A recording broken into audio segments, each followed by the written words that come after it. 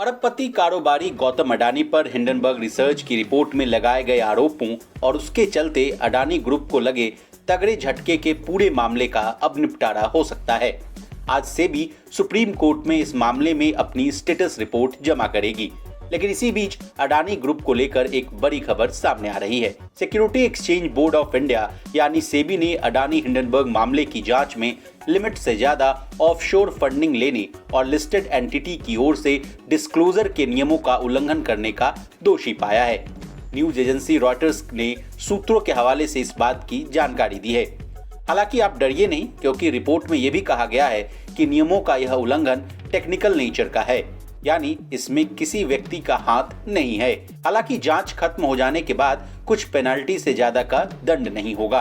अब आपके भी मन में ये सवाल जरूर आ रहा होगा कि सेबी ने जांच में क्या क्या पाया, तो चलिए इस सवाल का जवाब भी ले लेते हैं। जांच में पाया गया कि अडानी की कंपनियों में ऑफशोर फंड के शेयर नियमों के हिसाब से नहीं थे। किसी भी भारतीय कंपनी में offshore investor foreign portfolio investor के रूप में अधिकतम 10% ही इन्वेस्ट कर सकता है।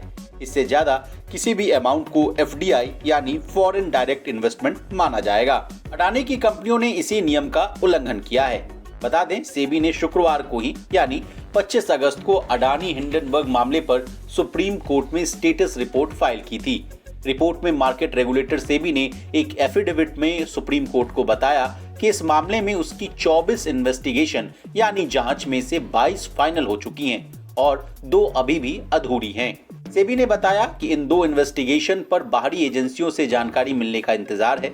अधूरी जांच में अडानी की कंपनियों की 13 विदेशी यूनिट्स भी शामिल थीं। मार्केट रेगुलेटर ने कहा कि जांच के फाइनल नतीजों के बाद ही आगे उचित कदम उठाएंगे। बता दें, इसी साल की शुरुआत में 24 जनवरी को हिंडनबर्ग ने अडानी पर एक बड़ी रिपोर्ट जारी की थी। इसमें अडानी ग्रुप पर शेयरों में जोड़ तोड़ करने, ऑफशोर कंपनियों का इस्तेमाल, पैसों का हेरफेर करने, मनी लॉन्ड्रिंग और दूसरी गड़बड़ियों जैसे बड़े आरोप लगाए गए थे। इसके चलते अडानी ग्रुप के मार्केट कैप में 100 अरब डॉलर की चोट लगी थी। इस झटके से अभी तक अडानी ग्रुप पूरी तरह से उबर नहीं पाया है। अब सेबी सुप्रीम कोर्ट में आज अपनी विस्तृत रिपोर्ट जमा करने वाला है और इससे पहले जस्टिस AM सप्रे की अगुवाई में सुप्रीम कोर्ट के बनाए गए 6 सदस्यीय एक्सपर्ट पैनल ने अडानी ग्रुप पर अपनी रिपोर्ट सुप्रीम कोर्ट को सौंप दी थी और इस रिपोर्ट में मोटे तौर पर अडानी ग्रुप को क्लीन चिट दी गई थी। जब अडानी ग्रुप के स्टॉक्स खराब दौर में थे, तब अमेरिकी फर्म GQG पार्टनर्स ने अडानी ग्रुप की कंपनियों में 15,446 करोड़ रुपए लगाकर सबको चौंका दिया था।